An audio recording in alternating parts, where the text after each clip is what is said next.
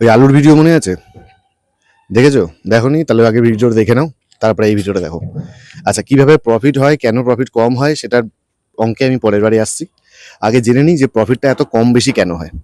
দেখো, একটা চাষিকে আলু চাষ করতে হয়, তারপরে সেটাকে তুলে মার্কেটে নিয়ে আসবে। এই নিয়ে আসার একটা কস্টিং পড়ে, চাষ করার একটা কস্টিং পড়ে, সেটা দেখাশোনা করার একটা কস্টিং পড়ে। এটার পরে সে ডাইরেক্ট বিক্রি করবে কাস্টমারের কাছে, প্রফিট নিজের ঘরে নিয়ে যাবে।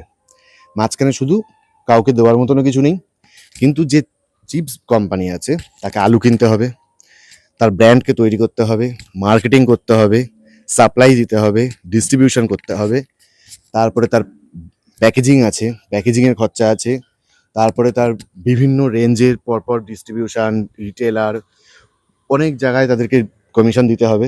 এই কারণে যে চাষি থাকে তার ম্যাক্সিমাম 12 থেকে 15 টাকা অবধিও প্রফিট হয়ে যায়, কিন্তু চিপস কোম্পানির মালিকের ম্যাক্সিমাম 2 থেকে 3 টাকা অবধি প্রফিট হতে পারে, কিছু ক্ষেত্রে তো তার থেকেও কম হয়।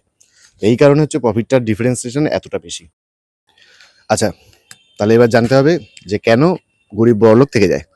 তো ব্যাপারটা হচ্ছে, দেখো, একটা চাষি দিনে কত টাকা বা কিলো আলুই বিক্রি করে ফেলবে? 100 কিলো। 100 কিলো আলু বিক্রি করলে তার যদি 15 টাকা প্রফিট ধরি, তাহলে তার প্রফিট হচ্ছে সারাদিনে 1,500 টাকা। মাসে কত হচ্ছে? 45,000 টাকা। আর চিপস কোম্পানির মালিক দিনে কত ইউনিট চিপস বিক্রি করে ফেলবে? 10,000 ইউনিট মিনিমাম। 10,000 ইউনিট চিপস বিক্রি করলে যদি 3 টাকা করে প্রফিট ধরি, 3,000 টাকা। 3,000 টাকা করে হলে মাসে কত টাকা হচ্ছে? 30,000 টাকা, সরি 90,000 টাকা। 90,000 টাকা তার প্রফিট হচ্ছে। তাহলে এবার বলো, যার 45,000 টাকা প্রফিট হচ্ছে আর যার 90,000 টাকা প্রফিট হচ্ছে, কার প্রফিট বেশি হবে, কে বড় লোক তাড়াতাড়ি হবে? এটা জাস্ট একটা এক্সাম্পল দিলাম। চাষির কখনো কখনো এত টাকা প্রফিট নাও হতে পারে, আবার কখনো কখনো চিপস কোম্পানির মালিকের এর থেকেও বেশি প্রফিট হতে পারে।